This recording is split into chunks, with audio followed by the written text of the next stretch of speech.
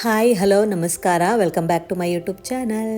So ಇವತ್ತು ಒಂದು special recipe mushroom gravy ಹೇಗೆ ಮಾಡೋದು ಅಂತ ನೋಡೋಣ. ಮೊದಲೇದಾಗಿ ಮಸಾಲ ರೆಡಿ ಮಾಡ್ಕೊಂಬಿಡೋಣ. ಅದಕ್ಕೋಸ್ಕರ ನಾನಿವಾಗ ಬ್ಯಾಡಗಿ ಮೆಣಸಿನ್ಕಾಯಿ ಒಂದೆರಡು ಗುಂಟೂರು ಮೆಣಸಿನ್ಕಾಯಿ, ಹಾಗೆ ಕೊತ್ತಂಬರಿ ಕಾಳು 2 ಟೇಬಲ್ ಸ್ಪೂನಷ್ಟು ಹಾಕ್ಕೊಳ್ತಾ ಇದ್ದೀನಿ. ಅದಕ್ಕೆ ಚಕ್ಕೆ, ಲವಂಗ, ಯಾಲಕ್ಕಿ ಹಾಕ್ಕೊಳ್ತಾ ಇದ್ದೀನಿ.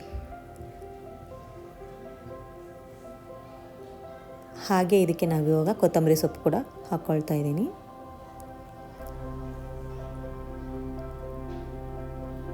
ತುಂಬ ಚೆನ್ನಾಗಿ ಗ್ರೇವಿ ಬರುತ್ತೆ, ಟ್ರೈ ಮಾಡಿ, ಓಕೆನಾ. ಹಾಗೆ ನಿಮಗೆ ತಿಕ್ನೆಸ್ ನೋಡಿಕೊಂಡು ಮಾಡ್ಕೋಬೋದು, ಏನು ತೊಂದರೆ ಇಲ್ಲ. ಸೊ ಡ್ರೈ ಕೂಡ ನೀವು ಇದರಲ್ಲಿ ಮಾಡ್ಕೋಬೋದು. ಇದಕ್ಕೆ ನಾನಿವಾಗ ಟೊಮೆಟೊ ಹಾಕ್ಕೊಂಡಿದ್ದೀನಿ, ಹಾಗೆ ಈರುಳ್ಳಿ ಹಾಕ್ಕೊಂಡಿದ್ದೀನಿ. ಎಲ್ಲ ಗ್ರೈಂಡ್ ಮಾಡ್ಕೋಬೇಕು. ಶುಂಠಿ, ಬೆಳ್ಳುಳ್ಳಿ ಹಾಕ್ಕೊಳ್ತಾ ಇದ್ದೀನಿ. ಹಾಗೆ ಇದಕ್ಕೆ ನೀವು ಸ್ವಲ್ಪ ಗ್ರೇವಿ ಬೇಕು ಅನ್ನೋರು ಕಾಯಿ ಹಾಕ್ಕೊಳ್ಳಿ. ನಮಗೆ ಗ್ರೇವಿ ಟೈಪ್ ಬೇಡ, ಡ್ರೈ ಬೇಕನ್ನೋರು ಕಾಯಿಯನ್ನು ಹಾಕ್ಕೊಳ್ಳೋ ಅವಶ್ಯಕತೆ ಇಲ್ಲ, ಹಾಗೆ ಮಾಡ್ಬೋದು. ಇಲ್ಲ ನಮಗೆ ಕಾಯಿ ಟೇಸ್ಟ್ ಇಷ್ಟ ಆಗುತ್ತೆ ಅಂದರೆ ಇದನ್ನು ಹಾಕ್ಕೊಂಡು ಕೂಡ ನೀವು ಡ್ರೈ ಮಾಡ್ಕೋಬೋದು, ಏನೂ ತೊಂದರೆ ಇಲ್ಲ, ಚೆನ್ನಾಗೇ ಆಗುತ್ತೆ. ಗ್ರೇವಿ ಮಾಡ್ಕೋಬೋದು, ಇದೇ ಮೆಥಡೇ ಯೂಸ್ ಮಾಡ್ಕೊಂಡು ಡ್ರೈ ಕೂಡ ಮಾಡ್ಬೋದು. ಸಾಂಬಾರು ಕೂಡ ಇದೇ ಮೆಥಡಲ್ಲಿ ಯೂಸ್ ಮಾಡಿಕೊಂಡು ಮಾಡ್ಬೋದು. ಏನಪ್ಪ ಅಂದರೆ ನೀವು ನೀರು ಹಾಕೋ ಕನ್ಸಿಸ್ಟೆನ್ಸಿನ ಸೆಟ್ ಮಾಡಿಕೊಂಡ್ರೆ ಆಯಿತು ಅಷ್ಟೇ. ಸೊ ಇದನ್ನೇ ಇವಾಗ ನಾವು ಗ್ರೈಂಡ್ ಮಾಡ್ಕೋಬೇಕು. ಹಾಗೆ ಇಲ್ಲಿ ಒಂದು ಪ್ಯಾನ್ ಇಟ್ಕೊಂಡಿದ್ದೀನಿ.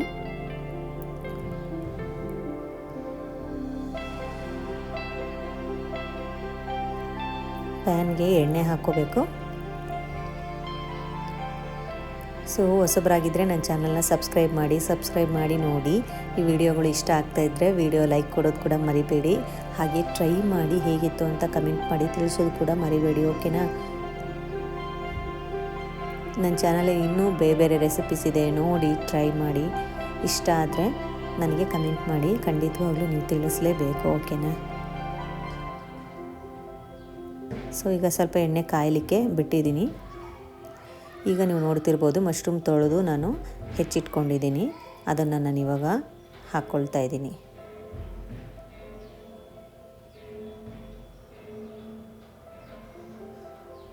ನೀವು ನೋಡ್ಕೊಳ್ಳಿ, ಮಶ್ರೂಮ್ ಏನಾಗ್ಬಿಡುತ್ತೆ ಅಂದರೆ ಫ್ರೈ ಮಾಡಿದ ತಕ್ಷಣ ಇಷ್ಟೊಂದು ಕಾಣಿಸ್ತಿದೆಯಲ್ಲ, ಒಂದು ಅರ್ಧ ಅಷ್ಟು ಅದು ಸ್ವಲ್ಪ ಚಿಕ್ಕದಾಗ್ಬಿಡುತ್ತೆ. ಮಾಡ್ತಾ ನಿಮಗೆ ಈಗ ನೋಡ್ತಿರಲ್ಲ ಗೊತ್ತಾಗುತ್ತೆ. ನಾನಿವಾಗ ಉಪ್ಪು ಹಾಕ್ಕೊಂಡಿದ್ದೀನಿ, ಹಾಗೆ ಸ್ವಲ್ಪ ಅರಿಶಿನ ಪುಡಿ ಹಾಕ್ಕೊಂಡಿದ್ದೀನಿ. ಆ ಫುಟೇಜ್ ಮಿಸ್ ಆಗಿದೆ.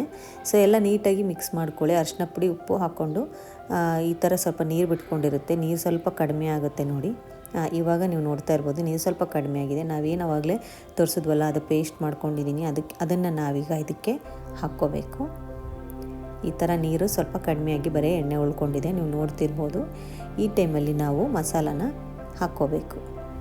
ನೀರು ಹಾಗೆ ಇದ್ದರೆ ನೀರು ಒಂದು ಕಡೆ, ಮಸಾಲ ಒಂದು ಕಡೆ ಆಗಿಬಿಡುತ್ತೆ ಸಾಂಬಾರಾದಾಗ. ಸೊ ಹಾಗಾಗಿ ನೀರು ಆವಿ ಆಗೋವರೆಗೂ ಕಾದು ಆಮೇಲೆ ನಾವು ಮಸಾಲ ಹಾಕ್ಕೋಬೇಕು.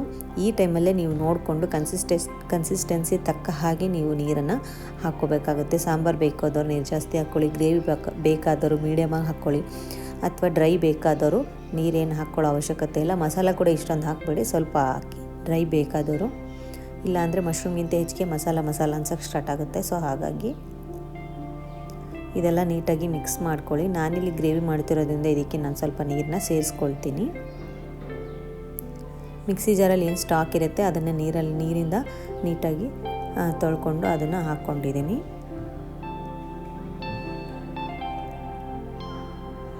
ನೋಡಿಕೊಂಡು ನೀವು ಇದು ಕುದ್ಮೇಲೆ ಸ್ವಲ್ಪ ನೀರು ಕಮ್ಮಿ ಆಗೇ ಆಗುತ್ತೆ, ಹಾಗಾಗಿ ನೋಡಿಕೊಂಡು ನೀವು ನೀರನ್ನ ಸೇರಿಸ್ಕೊಳ್ಳಿ.